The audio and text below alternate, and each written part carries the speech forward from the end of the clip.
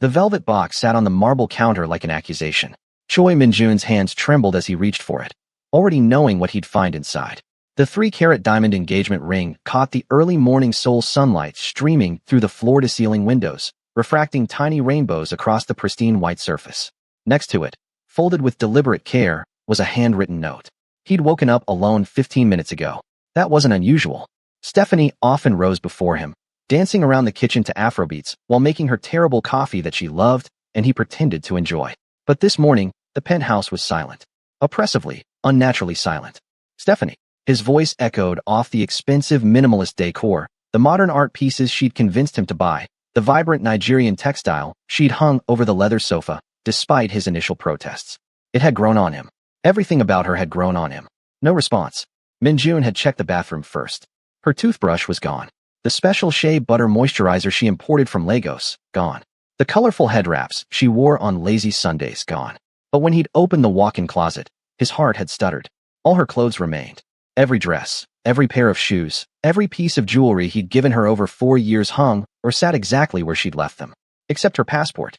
Now he stood in the kitchen, barefoot on cold marble, wearing only his sleeping pants, staring at the ring box like it might detonate. His phone buzzed. A message from his second-in-command, Mr. Kong, about this morning's meeting. He ignored it. With movements that felt disconnected from his body, Min-jun opened the box. The ring gleamed, recently polished. She'd taken care of it one last time before returning it. That detail broke something in his chest.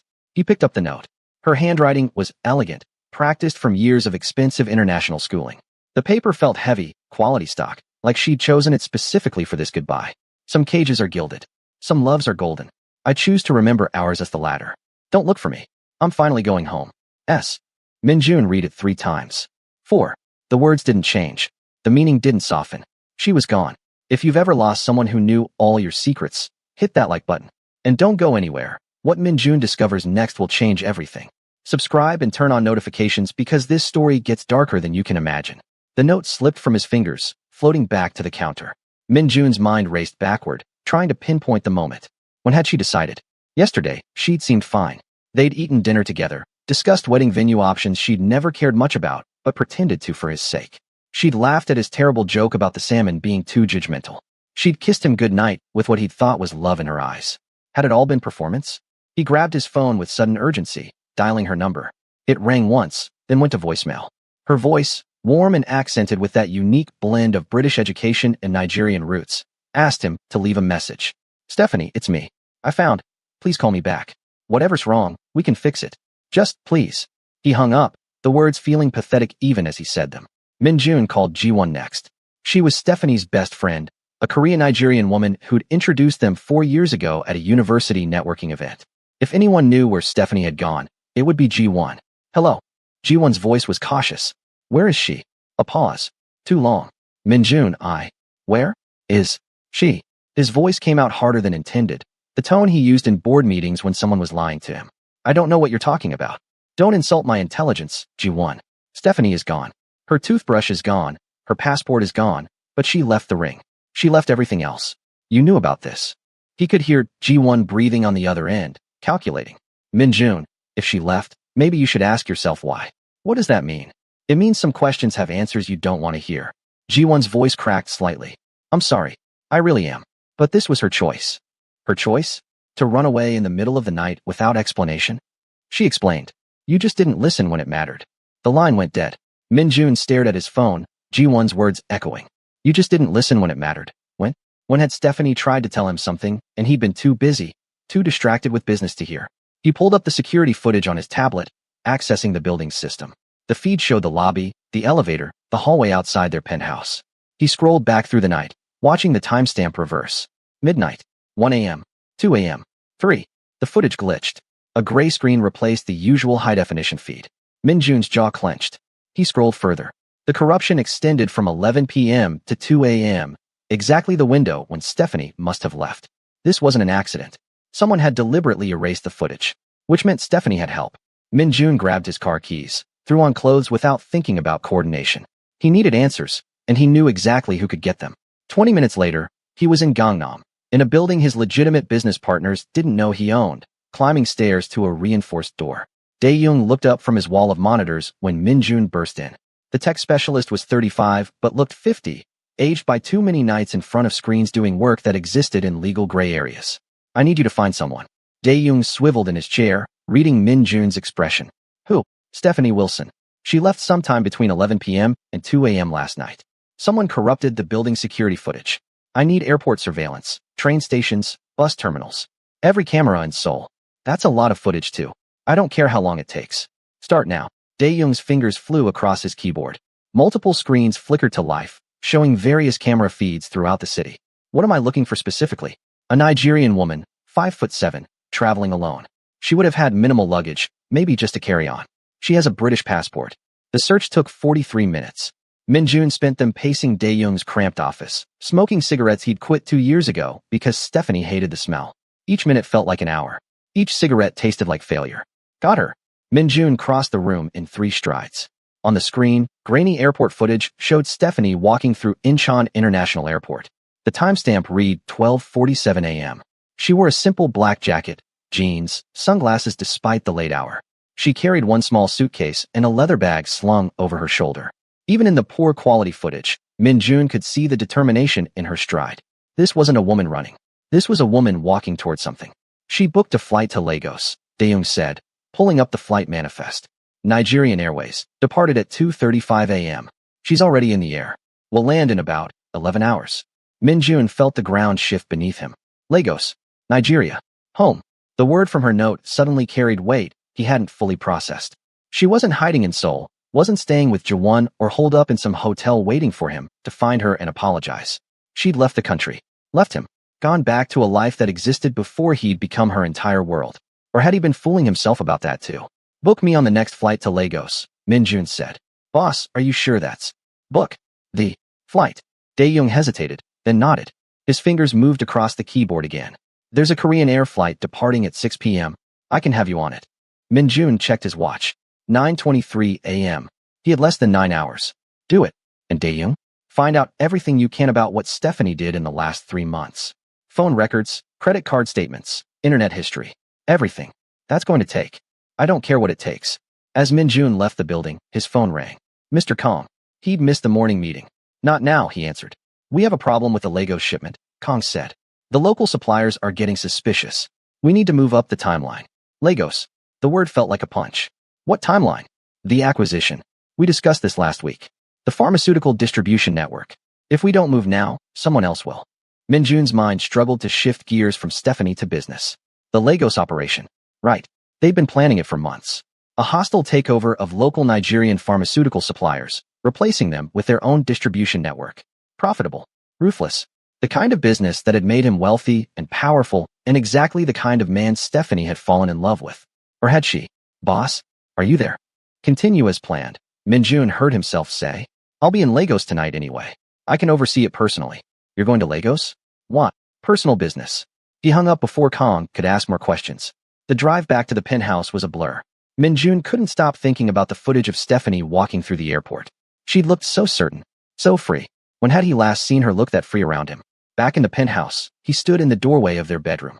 Their bed was made with hospital corners, the way she always did it. Her pillow still held the slight indentation of her head. Min Jun sat on her side, picked up the pillow, breathed in her scent. Shea butter and jasmine. The smell of her was everywhere. His phone buzzed with a message from Dae-young. Found something. You need to see this. 20 minutes later, Min Jun was back in Dae-young's office, staring at a screen that showed Stephanie's internet search history from 3 months ago. Nigerian pharmaceutical companies in Lagos. How to report corporate fraud in South Korea. Whistleblower Protection Laws International. Can you be deported for testifying against your partner? Min Jun's blood ran cold. When were these searches? 3 months ago. Late November. All within a 2-week period, then nothing. She cleared her history after that, but I recovered it from the cloud backup. What else? Dae-young pulled up more files. She accessed your home office computer. Twice.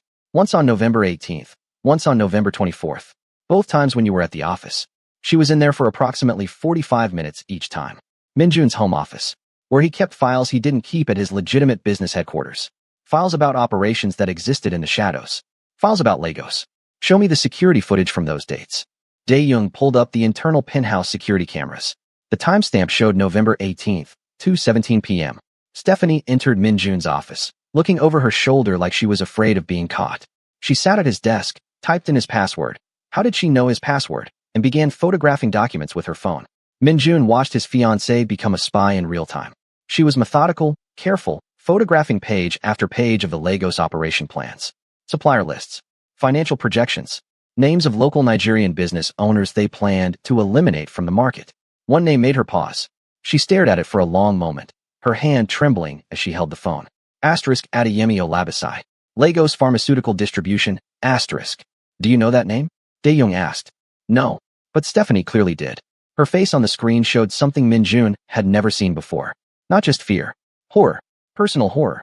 Have you ever discovered someone you loved was keeping secrets that could destroy you? Drop a comment below.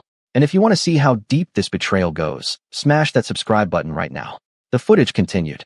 Stephanie finished photographing the documents, carefully returned everything to exactly how she'd found it, and left the office. She walked to the bedroom, sat on the edge of the bed, and put her face in her hands. Her shoulders shook. She was crying. Minjun had come home that evening to find her cooking dinner, smiling, asking about his day. She'd kissed him at the door, made love to him that night with an intensity he'd found thrilling. He'd thought she was happy. He'd thought they were happy. What happened on November 24th? Minjun asked, his voice hollow. Dae-young pulled up the second footage. This time Stephanie moved faster, more confident. She knew what she was looking for.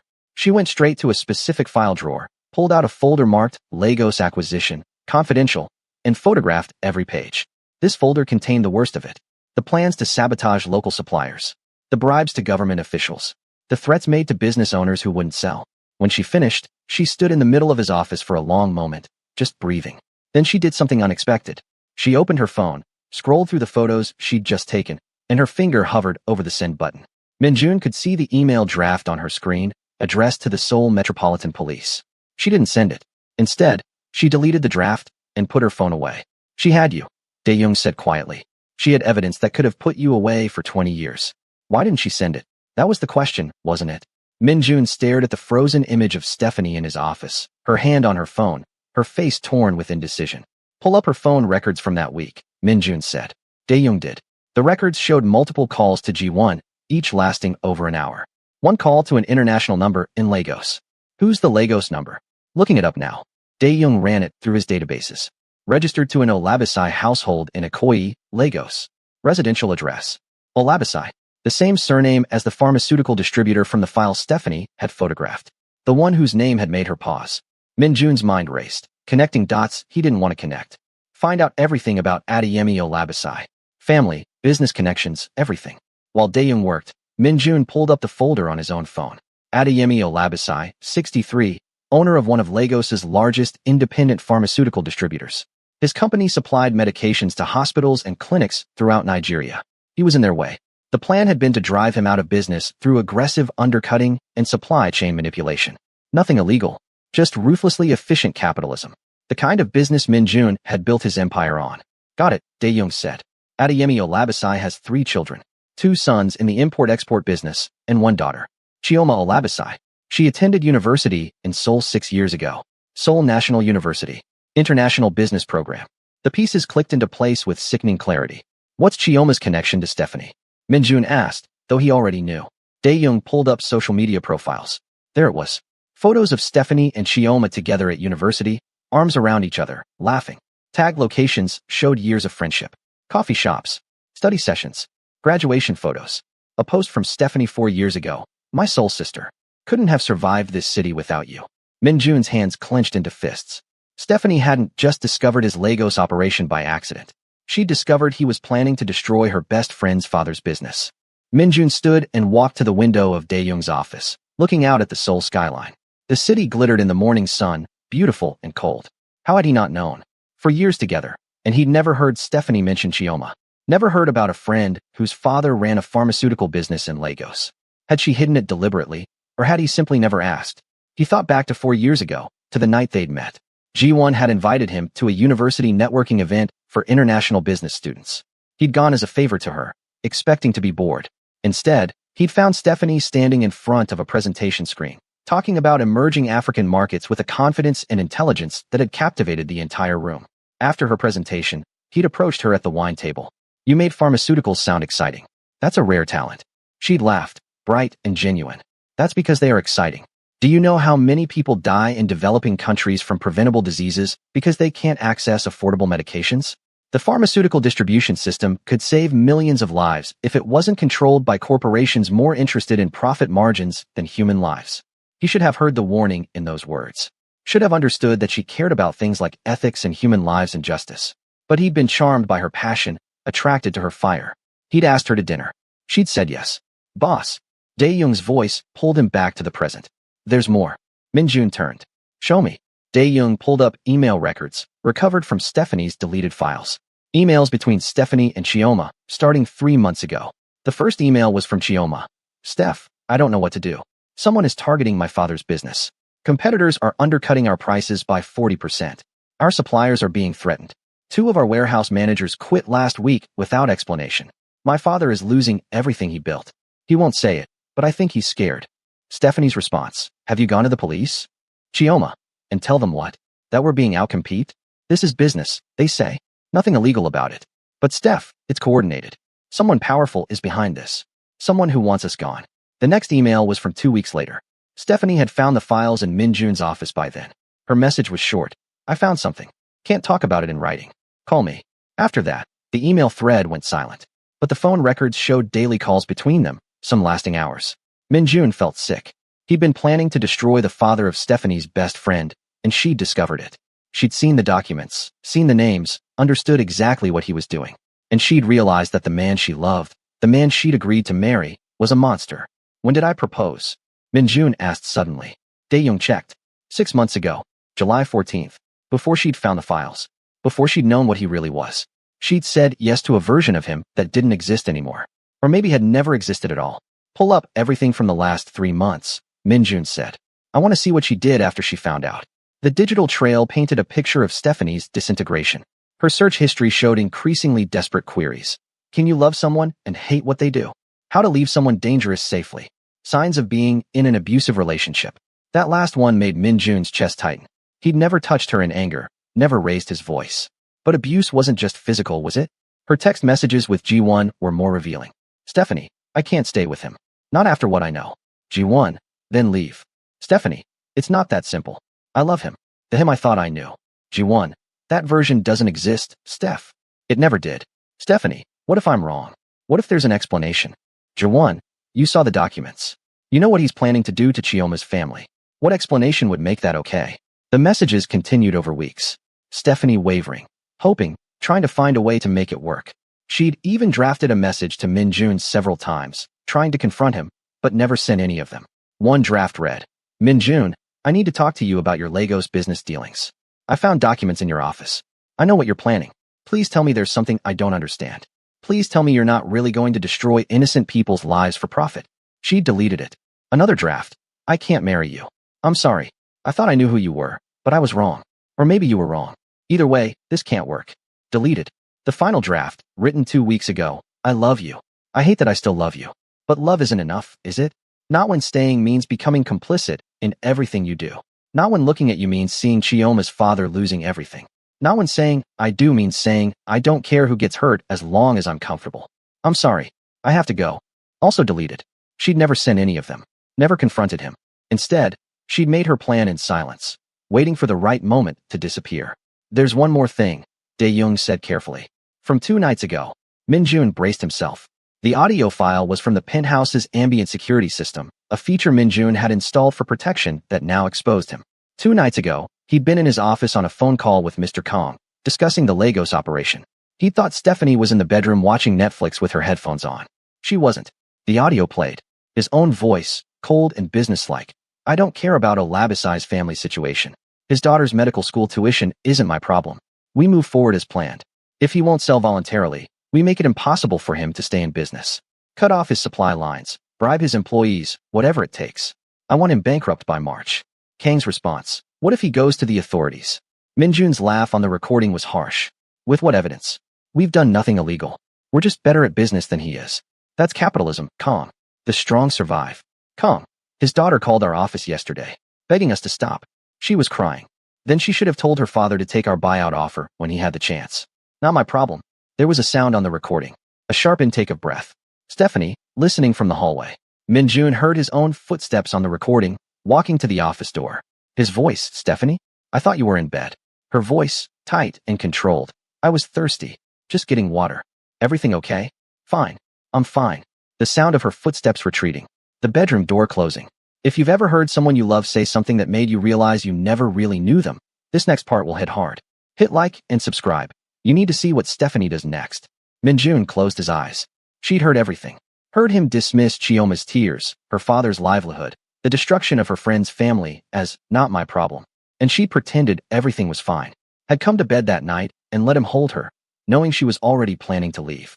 The next day, according to the records, Stephanie had made her final preparations. She'd withdrawn cash from their joint account. Not much, just enough for a flight and a few weeks of expenses.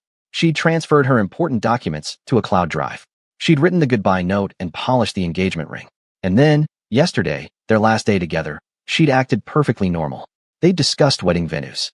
She'd laughed at his jokes. She'd kissed him goodnight. Because she'd known it was goodbye. "Book me that flight," Minjun said quietly.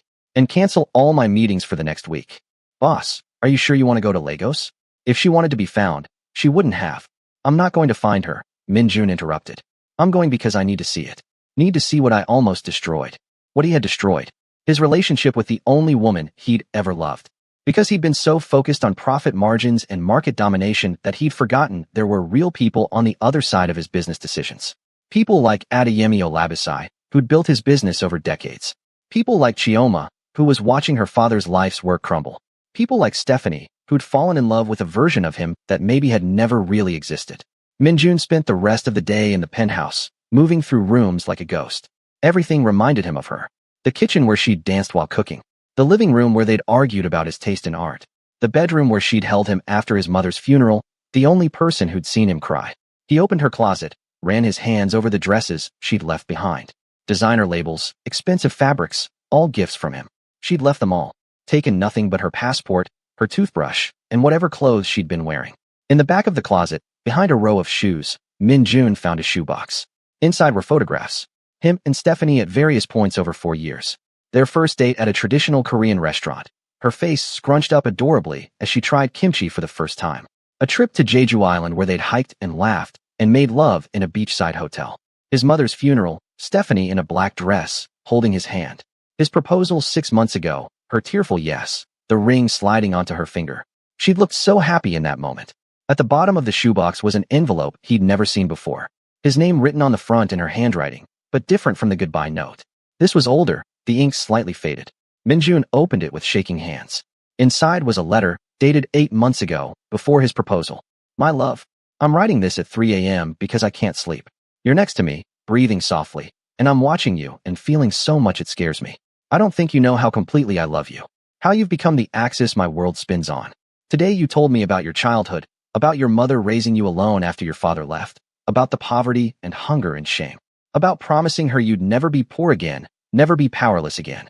I understood something about you today that I hadn't before. You're not driven by greed. You're driven by fear. Fear of ever being that helpless boy again. I want you to know that I see you. The real you, underneath the expensive suits and the cold business decisions. I see the man who cried when we visited the orphanage. The man who secretly donates to that children's hospital. The man who holds me like I'm something precious. I'm writing this because I want to remember this feeling. This certainty. This love. Because something tells me it won't always be this simple. Life never is. But right now, in this moment, I want you to know that I choose you. Whatever comes, I choose you. Forever yours. Stephanie. Minjun read it 3 times, each word cutting deeper than the last. She'd chosen him. Past tense. Before she'd known what he was really capable of. Before she'd seen the documents that proved he was exactly the kind of man who'd destroy lives without hesitation. She'd loved the man she thought he was. And when she'd discovered the truth, that love hadn't been enough. His phone alarm reminded him it was time to leave for the airport. Minjun carefully folded the letter, put it in his wallet next to a photo of them together, and walked out of the penthouse that no longer felt like home. The flight to Lagos was 13 hours of hell. Minjun couldn't sleep, couldn't eat, could only sit and replay every moment of the last 4 years, looking for the signs he'd missed. Had she ever really loved him, or had it all been an illusion? No, that wasn't fair. The letter proved she'd loved him. She'd just stopped when she'd learned the truth. Could he blame her? His phone buzzed with messages from Kong about the Lagos operation, about meetings scheduled for tomorrow with potential partners in their acquisition scheme. Minjun stared at the messages, seeing them differently now. These weren't business opportunities. These were people's lives he was planning to ruin. People with daughters and families and decades of hard work. People like Adeyemi Olabisi, whose only crime was being in Minjun's way. When the plane landed in Lagos, the heat hit him like a wall. Minjun had traveled extensively for business, but never to Nigeria.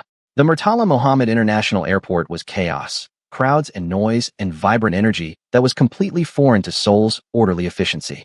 He made his way through customs, collected his luggage, and found the car De-young had arranged. "Where to, sir?" the driver asked in accented English. Minjun gave him the address of the hotel where he'd booked a room, but then changed his mind. "Actually, take me to Ikoyi, the Olabisi residence." The driver's eyebrows rose, but he nodded. "Yes, sir." The drive through Lagos was overwhelming. Traffic that made Seoul look empty. Street vendors everywhere. Music blasting from cars. Colors and sounds and smells that assaulted his senses. This was Stephanie's home. This chaotic, vibrant, overwhelming city was where she'd grown up before her parents sent her to boarding school in England. He understood something then. She'd never really belonged in his sterile Seoul penthouse. She'd been a wildflower trying to survive in a vase. The Olabisi house was in a gated community in Ikoyi, a nice neighborhood, but not ostentatious. Upper middle class, comfortable. The kind of home built over years of hard work and careful saving. Minjun had the driver stop at the gate. "Should I wait, sir?" "Yes."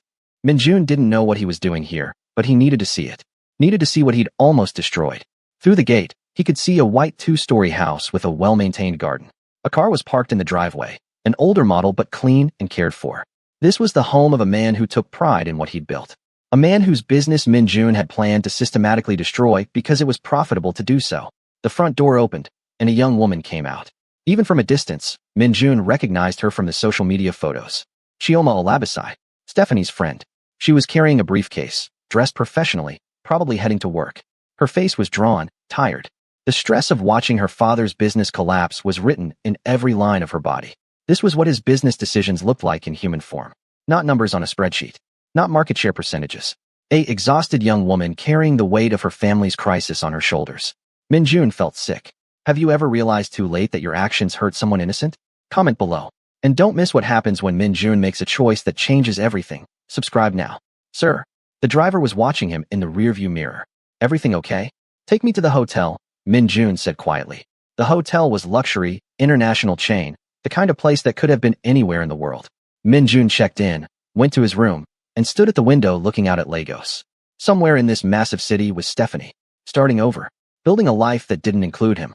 His phone rang. "Calm. Boss, I have the meeting set up for tomorrow morning. The government contact who can help us with the import licenses. If we move fast, we can have a Labisi's supply chain completely disrupted by next month." Minjun closed his eyes. "Cancel it." "What?" "Sir, we've been planning this for." "Cancel all of it. The Lagos operation is done." Silence on the other end. Then, carefully, "Boss, we've invested over $3 million in this operation. If we pull out now, then we lose $3 million. Cancel it." "Calm. That's an order." "May I ask why?" "Because I saw Chioma Olabisi's face and remembered that business decisions have human consequences. Because Stephanie left me, and I finally understand why. Because I'm tired of being the villain in everyone's story, including my own.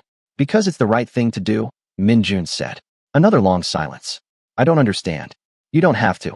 Just do it. And calm. Contact Olabisi's company. Tell them the competitive pressure they've been experiencing will stop immediately. Offer to buy supplies from them at fair market rates. Make it a partnership, not a takeover." "Boss, have you lost your mind?" "Maybe. Or maybe he'd finally found it." "Just do it. I'll handle the board when I get back to Seoul." He hung up before Kong could argue further. His phone immediately buzzed with messages from other executives. Clearly Kong had spread the word that their boss had gone insane. Minjun ignored them all. Instead, he pulled out his laptop and began drafting an email. Not to Stephanie. He had no right to contact her after what he'd done. But to someone who deserved to know the truth. "Mr. Olabisi, my name is Choi Minjun. You don't know me, but I'm the reason your business has been struggling these past months. My company has been systematically targeting you for acquisition, and when you refused our buyout offer, we made it our mission to force you out of the market. I'm writing to tell you that stops now. Effective immediately, all competitive pressure against your company will cease. I'm also prepared to offer a formal partnership that would benefit both our organizations, if you're interested. If not, I'll simply ensure you're left alone to run your business in peace. I can't undo the damage I've caused, but I can stop causing more. I hope that's a start. I'm also writing to apologize. What I did was legal but wrong. Profitable but cruel. I made business decisions without considering the human cost. Your daughter Chioma reached out to my office weeks ago, and I dismissed her concerns. I was wrong to do that. I was wrong about everything. This apology doesn't fix anything, but I wanted you to know that someone is taking responsibility. Sincerely, Choi Min-jun. He sent it before he could second-guess himself. It would probably go to spam or be deleted unread, but at least he'd said it. At least he'd acknowledged what he'd done. Min-jun spent the rest of the evening in his hotel room, not sleeping, just thinking. About Stephanie and the life they'd built together. About his mother, who'd raised him to be better than this. About the moment somewhere along the way when he decided that success mattered more than integrity. His phone buzzed at 11 p.m. An email response from Adeyemi Olabisi. Mr. Choi, I confess I'm surprised to receive this message. Suspicious too, if I'm honest.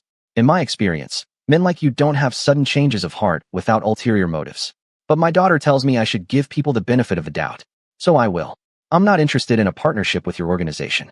I've built my business on principles of fair dealing and community service, and I don't believe your company shares those values. However, I accept your commitment to cease hostile actions against my business. I hope you're a man of your word. As for your apology, I accept it. Not because it fixes the damage or erases the stress you've caused my family, but because holding on to anger would only hurt me further. My faith teaches me to forgive. So I forgive you, Mr. Choi, but I also hope you understand that forgiveness doesn't mean trust. I hope whatever caused this change of heart continues to guide you toward better decisions. Regards. Adeyemi Olabisi. Min-jun read the email 3 times. The grace in it shamed him. This man had every right to curse him, to threaten legal action, to celebrate his obvious breakdown. Instead, he'd offered forgiveness while maintaining his dignity and boundaries. This was Stephanie's friend's father. A good man. A man Min-jun had nearly destroyed for profit. He typed a response. Thank you for your grace, Mr. Olabisi. You're right not to trust me. I haven't earned it. But I hope my actions going forward will speak louder than this email. And please give my regards to Chioma. She was right to fight for you. After sending it, Min-jun opened a bottle from the minibar. Whiskey, expensive, empty comfort. He poured a glass and went back to the window. Somewhere out there, Stephanie was sleeping. Or maybe she couldn't sleep either. Maybe she was thinking about him, about them, about everything they'd lost. Or maybe she'd already moved on, relieved to be free of the weight of loving him. His phone buzzed again. This time a message from Dae-young with an address. I found her. Sent the location. Boss, are you sure you want this? Min-jun stared at the message. He could find her right now. Show up at her door. Beg her to listen. Tell her he'd changed, that he'd stopped the Lagos operation, that he was trying to be better. But what right did he have? She'd made her choice. She'd left the ring and walked away. Chasing her down would just be another form of the selfishness that had driven her away in the first place. He deleted the message without opening the location. If Stephanie wanted to be found, she would have left a way to contact her. The fact that she hadn't was answer enough.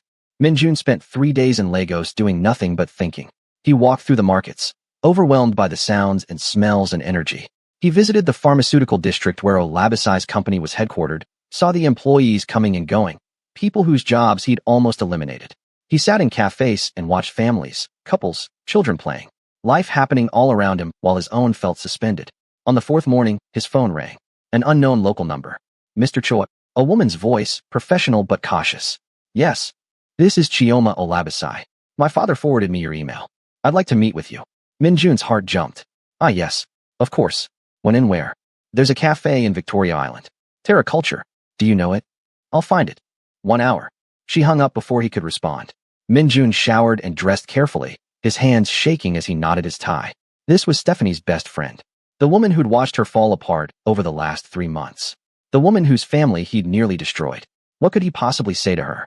Terra Culture was a cultural center and cafe, full of Nigerian art and the smell of coffee. Chioma was already there when he arrived, sitting at a corner table. She looked tired but composed, wearing a business suit and an expression that gave nothing away. Thank you for meeting me, Min-jun said, sitting across from her. I didn't do it for you. Her voice was sharp. I did it because I needed to see if you're actually serious about changing or if this is some elaborate manipulation. It's not manipulation. Forgive me if I don't take your word for it. 3 weeks ago, your company was systematically trying to destroy my father's livelihood. Now suddenly you've had a change of heart. Her eyes narrowed. This is about Stephanie, isn't it? Min-jun flinched at her name. Partially. Partially. Chioma laughed, bitter. Let me guess. She left you, and now you're having some sort of moral crisis. She had every right to leave. Damn right she did. Chioma leaned forward. Do you know what the last 3 months have been like for her? Watching you, loving you, knowing what you were planning to do to my family? She cried herself to sleep every night. She'd wake up and put on a smile, and pretend everything was fine because she was terrified of what you'd do if you knew she'd found out. I would never hurt her, wouldn't you? Chioma's voice rose slightly. You were planning to destroy my father's business. Did you think that wouldn't hurt her? Did you think she could just ignore that her fiancé was ruining the lives of people she cared about? Minjun had no answer. She was right. She loved you. Chioma continued, her voice breaking slightly. God help her, she really loved you. And that made it so much worse. Because she had to choose between the man she loved and doing what was right. And you put her in that position. I know. Do you? Do you really understand what you did to her? Chioma's eyes were bright with angry tears. She called me the night she found those documents. She was hyperventilating, couldn't breathe. She said, Chioma, what do I do? How do I love someone who's doing this? And I had no answer for her. What answer is there? Minjun felt each word like a physical blow. I'm sorry. Sorry doesn't fix it. Sorry doesn't give her back the last 3 months she spent in agony. Sorry doesn't undo the fact that the man she was going to marry turned out to be someone who'd destroy innocent people's lives for profit. Chioma wiped her eyes angrily. Why did you stop the Lagos operation, Mr. Choi? And don't lie to me. Because I saw you, Minjun said quietly, coming out of your house. You looked exhausted and stressed, and I realized that was my doing. I'd done that to you. And I thought about Stephanie seeing the same thing and understanding that I was capable of that level of cruelty. So you stopped because you got caught. I stopped because I finally saw the human cost of what I was doing. Chioma studied him for a long moment. My father wants to forgive you. He's a better person than I am. I'm not ready to forgive you yet. Maybe I never will be. But I wanted to meet you because I needed to see if there was any chance you actually meant what you said in that email. I meant every word. Then prove it. Not with emails or apologies. With actions. Change how you do business. Stop treating people like obstacles to be removed. Be the man Stephanie thought you were. Chioma stood up. And leave her alone. She's been through enough. If you actually care about her, you'll let her heal. I'm not here to find her. Good. Because if you show up at her door, if you try to manipulate her into coming back, I will make your life very difficult. She deserves peace. She deserves to be free of you. Chioma grabbed her purse. I hope you actually change, Mr. Choi. For your sake and for everyone who has to deal with you. But hope is different from trust. You'll have to earn that. She left before he could respond. Minjun sat alone in the cafe, Chioma's words echoing in his head. Be the man Stephanie thought you were. But what if that man had never existed? What if he'd always been capable of the cruelty Stephanie had discovered, and she'd just been fooled by his better moments? If someone you love told you that you weren't who they thought you were, could you change? Drop your thoughts in the comments. And if you're wondering whether Minjun can actually become a better man, hit that subscribe button because this story isn't over yet. Minjun returned to his hotel room and spent the afternoon going through his business portfolio. Every deal, every acquisition, every strategic decision looked different now. How many lives had he disrupted? How many people had lost their livelihoods because he'd seen an opportunity for profit? The pharmaceutical company in Thailand he'd bought out 3 years ago, laying off 200 employees because his version was more efficient. The electronics supplier in Vietnam he'd bankrupted by undercutting their prices until they couldn't compete. The family restaurant chain in Seoul he'd forced to sell by buying up their leases and tripling the rent. All legal, all profitable, all cruel. His phone rang. His CFO in Seoul. Minjun, what the hell is going on? Kong said you canceled the Lagos operation. The board is furious. We're out $3 million in. Schedule a board meeting for when I return. Minjun interrupted. I'm restructuring the company. Restructuring? What does that mean? It means we're going to start doing business like we actually care about the people affected by our decisions. That's not how business works. We have shareholders. We have profit obligations. Then we'll find a way to be profitable without destroying lives. If the shareholders don't like it, they can sell their shares. You're going to tank the company. Or I'm going to build something worth being proud of. Minjun hung up. He knew what this meant. The board would fight him. Some executives would quit. Stock prices would probably drop initially. He might lose control of his own company. But for the first time in years, he felt like he was making a decision his mother would have approved of. His mother. She'd died 2 years ago, cancer, and in her final days she'd held his hand and said, I'm proud of who you've become, Minjun. You're strong and successful. But don't forget to be kind. Success without kindness is just cruelty in a nice suit. He'd nodded and promised, but he hadn't really heard her. He'd been too focused on the next deal, the next acquisition, the next victory. When had kindness become something he'd forgotten about entirely? Stephanie had tried to remind him.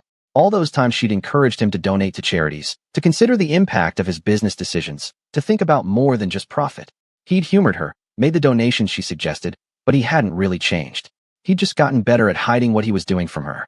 Until she'd found the Lagos files and discovered the truth. Minjun opened his laptop and began writing. Not an email this time, but a plan.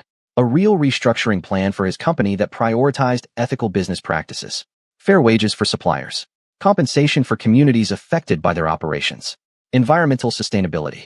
All the things he'd dismissed as too expensive or not our problem suddenly became priorities. It took him 6 hours to draft the proposal. By the time he finished, it was past midnight. His phone showed dozens of missed calls and messages from Seoul. The business world was in chaos over his decisions. Let them panic. He was done making choices based on what was profitable instead of what was right. The next morning, Min-jun made one more visit before leaving Lagos. He went back to the Olabasai house, but this time he rang the bell. A housekeeper answered, looked suspicious when she saw him, but agreed to fetch Mr. Olabasai. Adeyemi Olabasai came to the door, tall and dignified, with gray hair and kind eyes that reminded Min-jun painfully of Stephanie. Mr. Choi, I'm surprised to see you. I'm returning to Seoul today. I wanted to apologize in person before I left. Olabasai studied him for a moment, then stepped outside, closing the door behind him. Walk with me. They walked through the gated community in silence for a few minutes. Finally, Olabasai spoke. Chioma told me about your meeting yesterday. She said you seemed sincere, but broken. She's perceptive. She also said you're in love with Stephanie Wilson. Min-jun's step faltered. She told you about Stephanie? She told me everything. About how Stephanie discovered what you were planning and how it tore her apart. About how she left you rather than become complicit in your business practices. Olabasai stopped walking and turned to face him. My daughter and Stephanie have been friends since university. I've known Stephanie for 6 years. She's a good woman. Strong, principled, kind. I know. Then you also know she deserves better than what you gave her. The words stung because they were true. I do know that. Good. Then don't contact her. Don't show up trying to win her back with promises of change. If you actually love her, let her go. Let her build a life without the weight of your mistakes. That's what I'm trying to do. Olabasai nodded slowly. I believe you. And that's why I'm going to give you something. He pulled an envelope from his pocket. Stephanie asked me to hold on to this. She said if you ever came looking for her, I should give it to you. But if you never came, I should destroy it. Min-jun took the envelope with shaking hands. His name was written on the front in Stephanie's handwriting. She knew I might come? She knows you better than you think, Olabasai said. Read it on your flight home. And Mr. Choi? Whatever it says, respect her wishes. She's been through enough. Min-jun clutched the envelope like it might dissolve. Thank you. For this and for your forgiveness. Don't thank me yet. Forgiveness is just words until you prove with your actions that you've actually changed. Olabasai extended his hand. I hope you do. For your sake and for everyone who depends on you. They shook hands, and Min-jun returned to his hotel to pack. The envelope sat on the bed, unopened, terrifying. What would Stephanie's final words to him be? Anger? Regret? A door definitively closed? He didn't open it until he was on the plane back to Seoul, 6 hours into the 13-hour flight. His hands shook as he broke the seal. Inside was a letter, 3 pages in her distinctive handwriting, and something else. A photograph. Min-jun looked at it first. It was from their first date, taken by a stranger they'd asked at the restaurant. Both of them smiling, her eyes bright with new love, him looking at her like she was the most fascinating person he'd ever met. They'd been so happy that night. Min-jun set the photo aside and began reading. Min-jun, if you're reading this, it means you came to Lagos looking for me. Part of me hoped you would. Part of me hoped you wouldn't. I'm still not sure which part was right. I've written this letter 17 times. Deleted it 16. This is the version I'm leaving with Mr. Olabasai, because I know if I keep trying to perfect it, I'll never send it at all. So here's the imperfect truth. I left because I had to. Not because I stopped loving you. I wish it was that simple. I left because staying meant watching you destroy good people's lives and pretending I didn't know. It meant becoming complicit. It meant choosing comfort over conscience, and I couldn't do that. Not even for you. You need to understand something. When I found those documents in your office, when I saw what you were planning to do to Chioma's father, my first instinct wasn't to leave. It was to find an explanation. To convince myself there was context I was missing, that you had reasons that would make it okay. I wanted so desperately to not see what was right in front of me. I spent 3 months in denial. 3 months telling myself that maybe business just worked differently than I understood. That maybe I was being naive or overly emotional. That maybe loving you meant accepting this part of you I didn't like. But then I heard you on the phone 2 nights before I left. Heard you dismiss Chioma's tears as not your problem. Heard you laugh about destroying her father's business. And something broke in me that I don't think can be fixed. It wasn't just what you said. It was how easily you said it. Like ruining lives was just another Tuesday. Like the human cost of your decisions was too trivial to even consider. And I realized I didn't recognize you anymore. Or maybe I finally recognized you for the first time. I've asked myself 1,000 times if I was wrong. If I judged you too harshly. If I should have confronted you instead of running. But Min-jun, I was scared. Not that you'd hurt me physically. You never would. I was scared that you'd convince me to stay. That you'd make promises and I believed them because I wanted to so badly. That I'd compromise my principles piece by piece until I didn't recognize myself anymore. So I left while I still could. While I still knew who I was. I want you to know that I took photos of your Lagos documents. Evidence of everything you were planning. I could have sent them to the authorities. Should have, maybe. But I didn't. I deleted them instead. Not because what you were doing was okay. It wasn't. Not because you deserved my protection. You didn't. I deleted them because destroying you wouldn't undo the damage you'd already caused. It would just create more pain. And because somewhere beneath the man who could carelessly ruin lives, I still believe there was the man I fell in love with. The man who cried at the orphanage. The man who held his mother's hand in the hospital. The man who once told me his dream was to build something his mother would be proud of. I deleted those files as a gift. As a chance. As one last act of faith in who you could be if you chose to be better. But Minjun, that chance only matters if you actually choose to change. Not because you got caught. Not because you lost me. But because you genuinely recognize that how you've been doing business is wrong. If you're reading this, I don't know what that means. Maybe you came looking for me to apologize. Maybe you came to convince me to come back. Maybe you came because you can't let go of anything you think belongs to you. I need you to understand something clearly. I'm not coming back. Not now, maybe not ever. Not because I don't love you. Unfortunately, I probably always will. But because love isn't enough when the person you love is hurting people. If you actually want to make things right, don't try to find me. Don't send flowers or letters or grand gestures. Just be better. Change how you do business. Stop seeing people as obstacles or opportunities and start seeing them as human beings with lives that matter as much as yours. Be the man your mother raised you to be. Be the man I thought I was marrying. Not for me. For you. I'm leaving this letter with Mr. Alabasai because he's a good man who understands forgiveness better than I do right now. If you showed up at his door, it means you at least had the courage to face the people you hurt. That's a start. I don't know if we'll ever see each other again. Part of me hopes we will, someday, when enough time has passed, and we're both different people. Part of me thinks it's better if we don't. Clean breaks heal faster than ones that keep reopening. What I do know is this. I loved you with everything I had. You taught me what it felt like to be completely seen and completely cherished. Our 4 years together weren't a mistake, even if they ended like this. You were my first real love, maybe my last. And I'll carry that with me, even as I build a life that doesn't include you. I hope you find whatever it is you're looking for. I hope you build a company you can be proud of. I hope someday you look in the mirror and like the man looking back. And I hope you understand why I had to go. Take care of yourself, Minjun. Eat properly.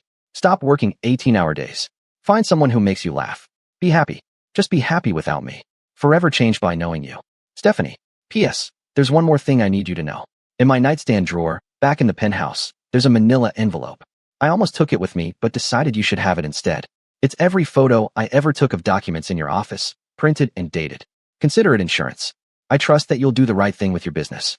But if you don't, if you go back to Seoul and continue destroying lives like none of this happened, those documents exist. And if I hear that you're hurting people again, I won't hesitate to use them. I hope I never have to. I hope you prove that my faith in you wasn't completely misplaced. But I will if I must. Because some things matter more than love. Minjun read the letter 4 times on the plane, memorizing every word. Each reading hurt differently. The first was shock. The second was grief. The third was shame. The fourth was something like understanding. She'd loved him enough to walk away. Loved him enough to give him a chance to be better.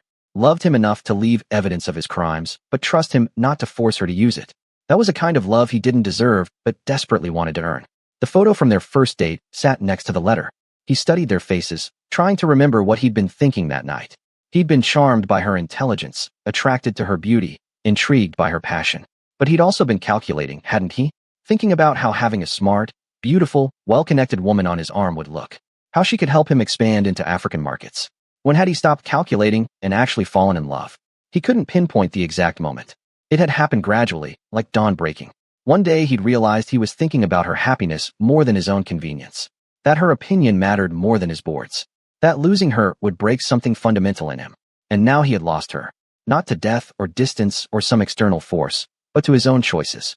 To the man he'd become when he stopped listening to his mother's voice in his head telling him to be kind.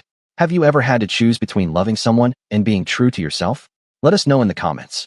And if you think Minjun can actually change, or if it's too late, hit that like button and subscribe because this story has one more twist that will leave you speechless. When the plane landed in Seoul, Minjun went straight to the penthouse. It felt even emptier than before, haunted by Stephanie's absence. He went to her nightstand and opened the drawer. The manila envelope was there, thick with documents. He opened it. Photographs of every incriminating document in his office. The Lagos operation plans. The Thailand acquisition strategy. The Vietnam supplier elimination scheme. All dated, all documented. Enough evidence to put him in prison for fraud, conspiracy, and half a dozen other charges. She'd had him completely. Could have destroyed him at any moment. And she'd left the evidence for him to find, trusting him to do the right thing. Minjun took the envelope to his office, spread the documents across his desk, and really looked at them for the first time. Not as business opportunities, but as proof of harm he'd caused. Each page represented lives disrupted, families stressed, dreams destroyed. He took out his lighter. One flick and all the evidence would be ash. He could go back to business as usual, pretend the last week had never happened. Stephanie would never know. She was thousands of miles away, building a new life. But he would know. And more importantly, his mother would have known. Minjun put the lighter away and called his executive assistant. Set up a board meeting for tomorrow morning. Tell them it's mandatory. And schedule a press conference for tomorrow afternoon. A press conference? Sir, about what?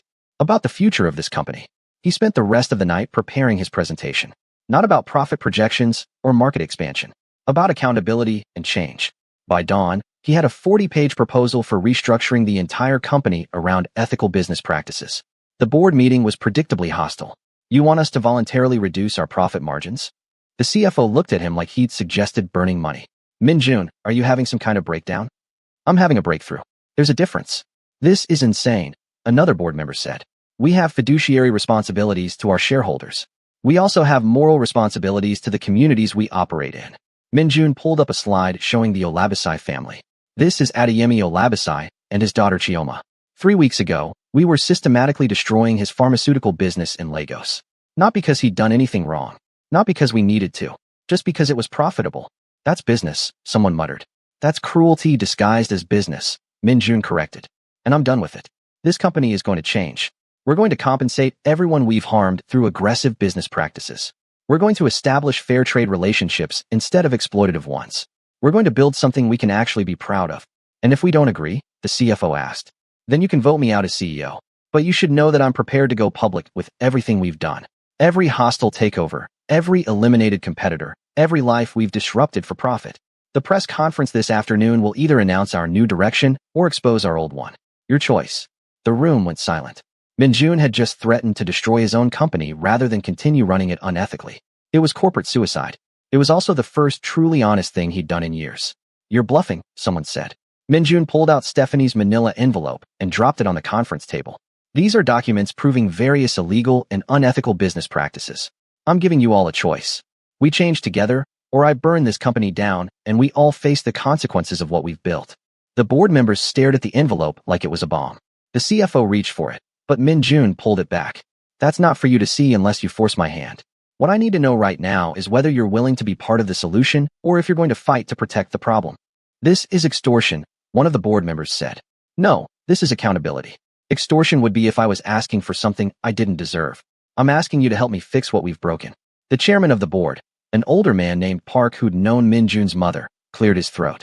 May I ask what brought about this sudden crisis of conscience? Minjun looked at him directly. I lost someone I loved because she couldn't reconcile who I claimed to be with who I actually was. And I realized she was right. I've been hiding behind words like strategic and competitive to avoid admitting I've been hurting people. My mother raised me better than this. I forgot that somewhere along the way. Park's expression softened slightly. Your mother was a good woman. She would be proud of what you're trying to do now, even if the method is unorthodox. Does that mean you'll support the restructuring? It means I won't fight it. The others will have to make their own choices. Park looked around the table. I suggest we take a vote. All in favor of supporting Minjun's proposed ethical restructuring. Even though it will likely cost us short-term profits, raise your hand. Park raised his hand. Slowly, one by one, others followed. Not all of them. 3 board members sat with their arms crossed, refusing. But it was enough. Minjun had a majority. The 3 of you who voted no are welcome to sell your shares and leave, Minjun said. I won't stop you. But if you stay, you follow the new direction. No exceptions. 2 of the 3 stood and walked out immediately. The third, a woman named Kwan who'd been with the company for 15 years, stayed seated. I didn't vote yes because I think this is financially smart. I voted no because I think it's financial suicide. But, she paused. I have a daughter. She's 12. And I've been wondering lately what I'm teaching her about success and integrity. Maybe your way is better. Maybe it's not. But I'll stay and find out. Minjun nodded, grateful. Thank you. The press conference that afternoon was chaos. Minjun stood in front of cameras and journalists and announced that his company was undergoing a complete ethical restructuring. He admitted to past harmful business practices, named specific companies and individuals they'd hurt, announced compensation packages for affected parties, outlined new business principles focused on fair trade and community benefit. The questions came fast and aggressive. Are you admitting to illegal activity? I'm admitting to legal activity that was morally wrong. We exploited loopholes and used aggressive tactics that, while not illegal, caused real harm to real people. Why now? What changed? Minjun hesitated. He could lie, claim it was a planned evolution, protect his privacy.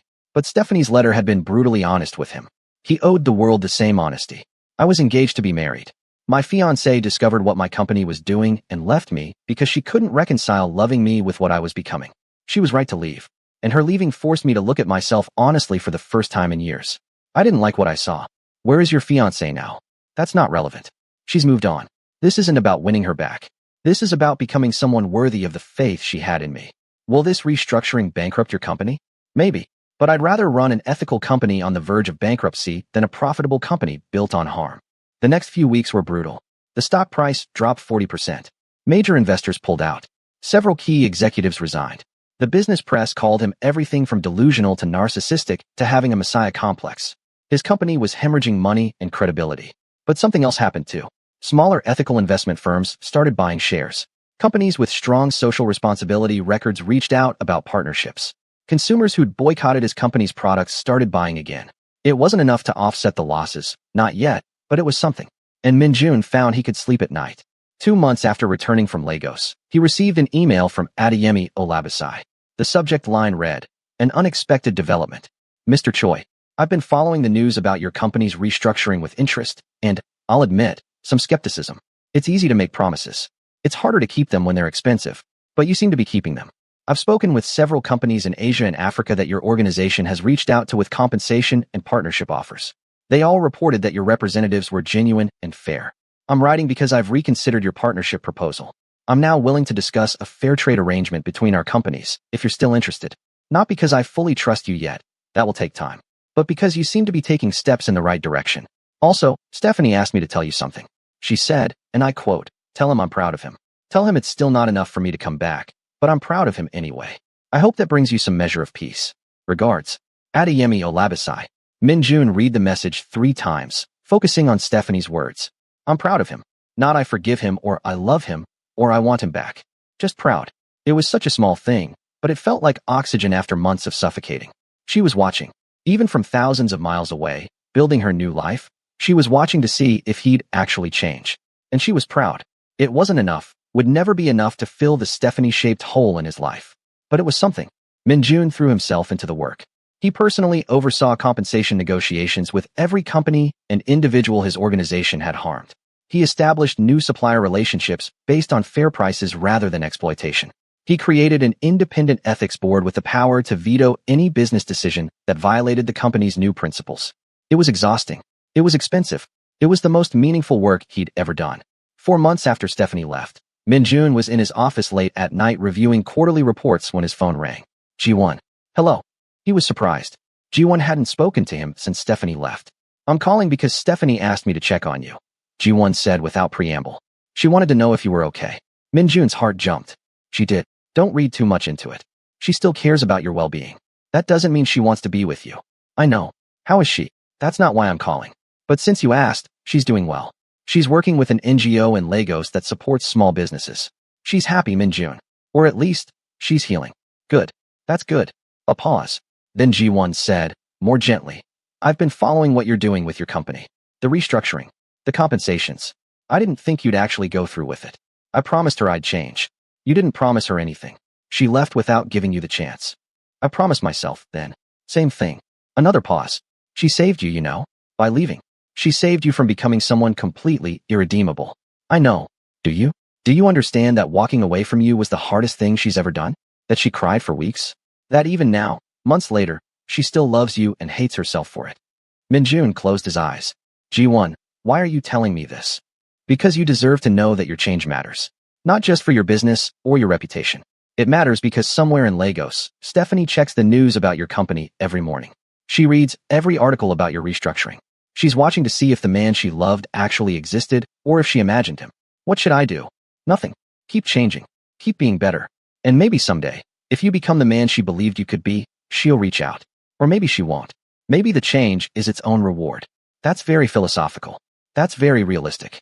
Ji-won's voice softened. I hated you for what you did to her. For making her choose between love and integrity. But I'm starting to see that maybe you hated yourself for it too. Maybe that's enough. It's not enough. It'll never be enough. No, Ji-won agreed. But it's a start. She hung up. Min-jun sat in his office, staring at quarterly reports that showed his company was still losing money, but stabilizing. They'd survive. Barely. But they'd survive as something he could be proud of. His phone buzzed with a message from an unknown number. A Lagos area code. His heart stopped. I heard you partnered with Mr. Olabisai's company. Fair trade terms. No exploitation. I'm glad. Just those 2 sentences. No, I miss you, or come find me, or let's try again. Just acknowledgement that she was still watching, still waiting to see if his change was real. Min-jun typed and deleted a dozen responses. I miss you. I'm sorry. Please come back. I love you. I'm trying to be better. All true. All inadequate. Finally, he settled on something simple. I'm trying to be the man you deserved. Thank you for giving me the chance. He sent it before he could overthink it. 3 minutes later, another message. Don't do it for me. Do it because it's right. But I'm glad you're trying. If you've ever tried to change yourself for someone who left you, you know how much this moment means. Show some love by hitting that like button and subscribing because you need to see how this ends. Min-jun stared at the message, reading between the lines. She was proud of him. She was watching. But she wasn't coming back. Not yet, maybe not ever. And she was right. He needed to change because it was right, not because he was trying to win her back. But God, he missed her. 6 months after Stephanie left, Min-jun's company posted its first profitable quarter under the new ethical business model. The profit margins were smaller than before, but they existed. The business press, which had predicted his company's collapse, started writing cautiously optimistic pieces about sustainable ethical capitalism. Investors who'd fled started cautiously returning. More importantly, the companies they'd harmed started working with them again. The Thai pharmaceutical company they'd bought out and gutted, Min-jun had reinstated 200 employees and given them back equity in the business. The Vietnamese supplier they'd bankrupted, they were now a valued partner with a 10-year contract at fair rates. The Seoul restaurant chain, Min-jun had sold their leases back at the original prices and issued a public apology. It wasn't enough to undo all the harm. Nothing would be, but it was something. Min-jun celebrated the profitable quarter alone in his penthouse, drinking the expensive whiskey he bought to share with Stephanie on their wedding night. The wedding that would never happen. He toasted to empty air and tried not to think about how different this moment would be if she were here. His phone buzzed. Another message from the Lagos number. I saw the quarterly reports. You did it. You actually built something ethical and profitable. I didn't think it was possible. Min-jun smiled despite himself. You taught me it was worth trying. Her response came quickly. I didn't teach you anything. I just left. You taught yourself. You left the evidence, but trusted me not to force you to use it. That was teaching. A longer pause this time. Min-jun could imagine her in Lagos, sitting in whatever apartment she'd found, staring at her phone and deciding how much to say. Finally, another message. I check on you sometimes. Through news articles and Mr. Olabisai and Ji-won. I needed to know if my faith in you was misplaced. And you're different. Really different. Not just in how you do business, but in how you talk about it. You actually seem to care now. I do care. I should have cared all along. Yes, you should have. But better late than never, I suppose. Min-jun hesitated before typing his next message. Do you ever think about us? About what we had. The pause was so long he thought she wouldn't respond. Then, finally, every day. But thinking about something and wanting it back are different things. I understand. Do you? Do you understand that even though you've changed, I can't just come back? That too much happened. That I'm different now too. I do understand. You built a life without me. You're happy. Or at least, you're healing. Ji-won told you that. She did. I'm glad. You deserve to be happy, even if it's not with me. Another long pause. You've really changed, haven't you? The old Min-jun would have shown up at my door with flowers and promises. Would have tried to convince me that love was enough. The old Min-jun was an idiot who didn't understand that love without respect for the other person's choices is just another form of selfishness. When did you get so wise? When I lost the only person whose opinion of me actually mattered. This time, the pause stretched so long that Min-jun thought the conversation was over. He poured another glass of whiskey, toasted to lessons learned too late, and was about to set his phone down when it buzzed again. I'm coming to Seoul next month. Business trip for the NGO I work with. We're meeting with potential partners. Min-jun's heart stopped. Would you want to see me? I don't know. Maybe. I'm not promising anything. But maybe we could have coffee. Talk. See if we can be in the same room without it hurting too much. I would like that. Very much. Min-jun, I need you to understand something. This isn't me coming back. This isn't us trying again.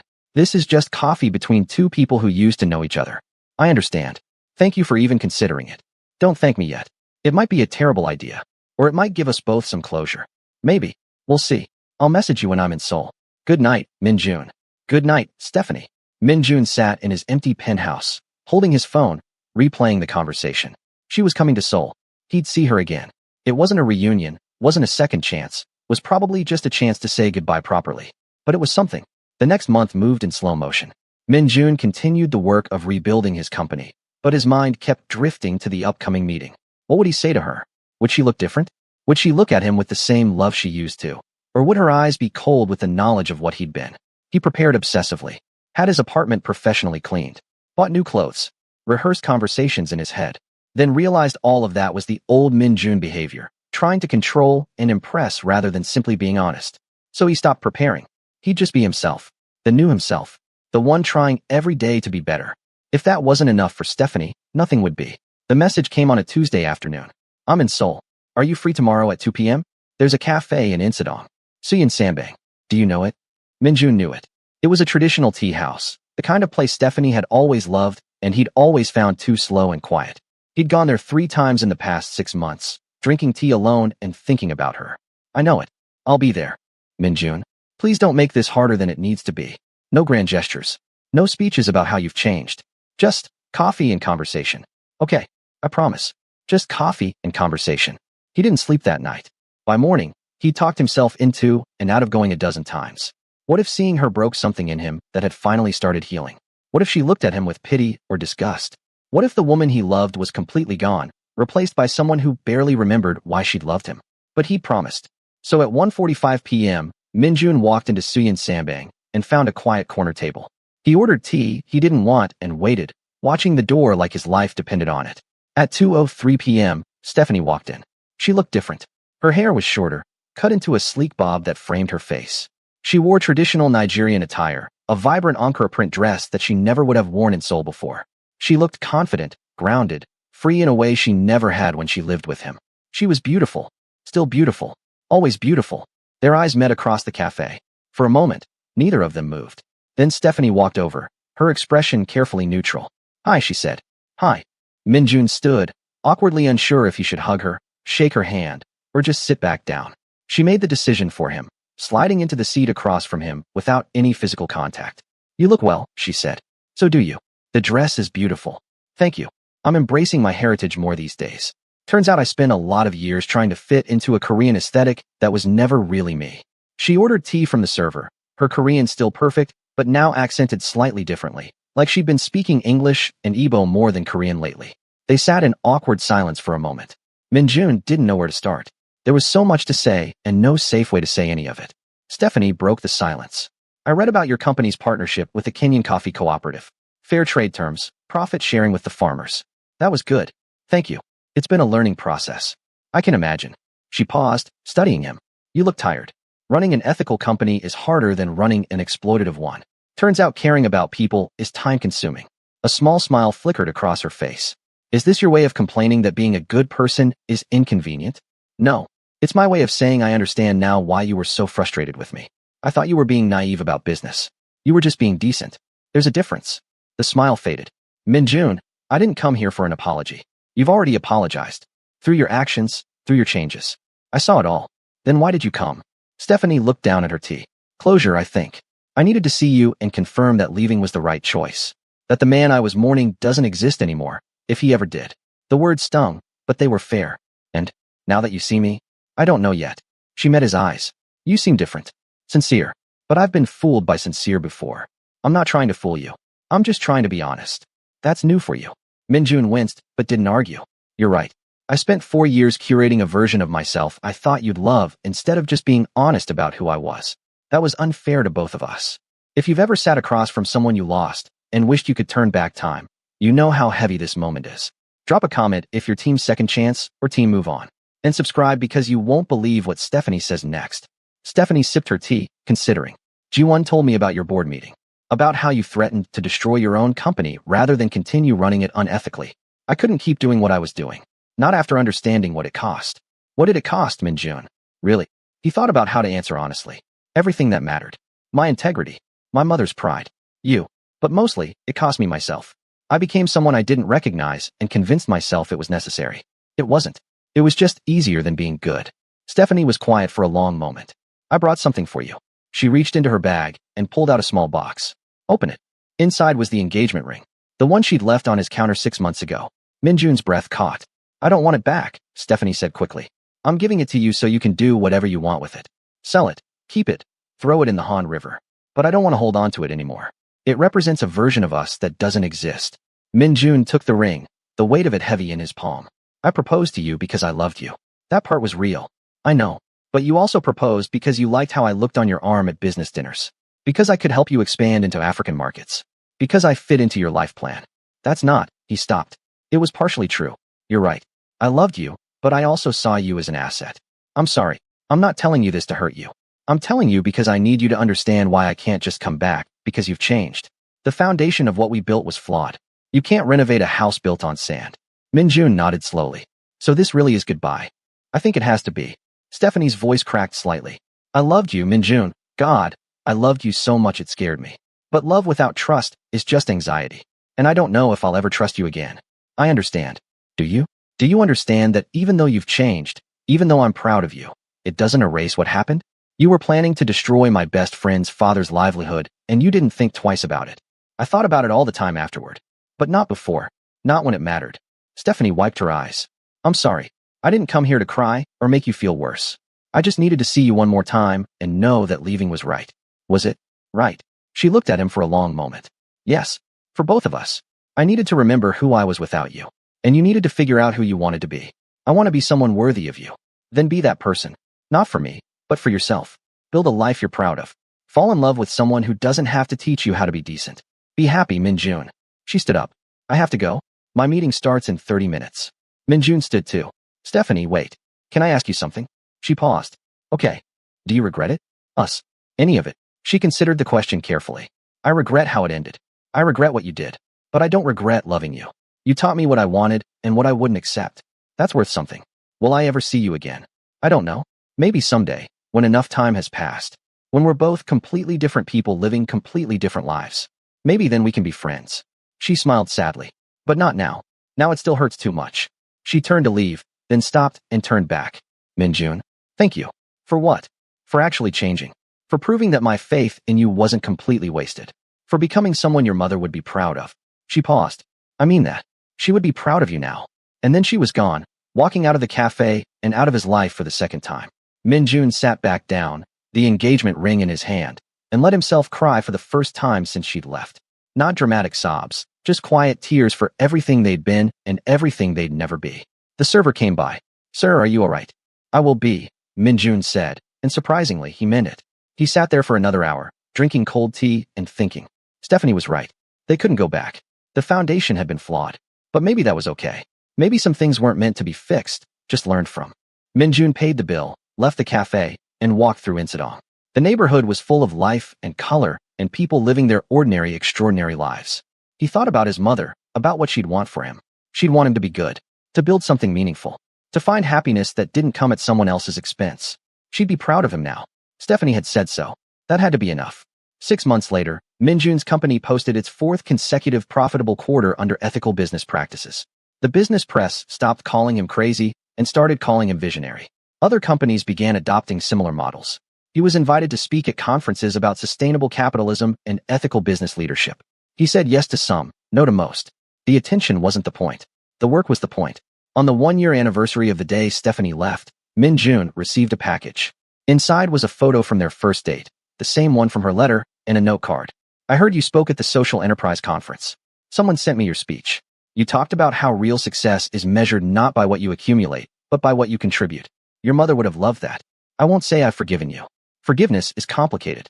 But I will say I'm glad you exist in the world as you are now. Keep being this person. Also, I'm engaged. His name is Chitty.